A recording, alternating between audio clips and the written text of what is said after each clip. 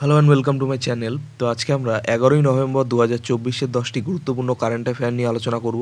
তো ডিরেক্টলি চলে যাচ্ছি। নাম্বার 1, জাতীয় শিক্ষা দিবস পালন করা হয় 11ই নভেম্বর।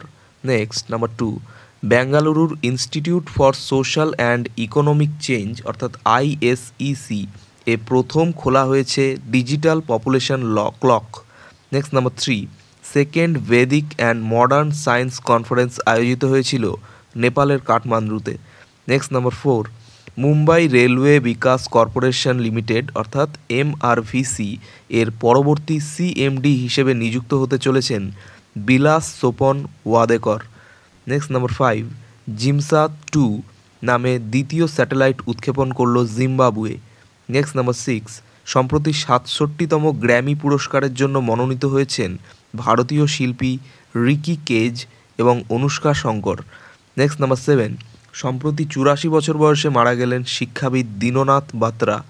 নেক্সট নাম্বার 8, ভারত ও অস্ট্রেলিয়ার মধ্যে তৃতীয় অস্ট্রা হিন্দ যৌথ সেনা মহড়া পরিচালিত হচ্ছে মহারাষ্ট্রে। নেক্সট নাম্বার 9, ক্রমবর্ধমান জনতা সহিংসতার উপর একটি রিপোর্টের প্রকাশের পরই পদত্যাগ করল বাংলাদেশের মানবাধিকারের কমিশনের সমস্ত সদস্যরা।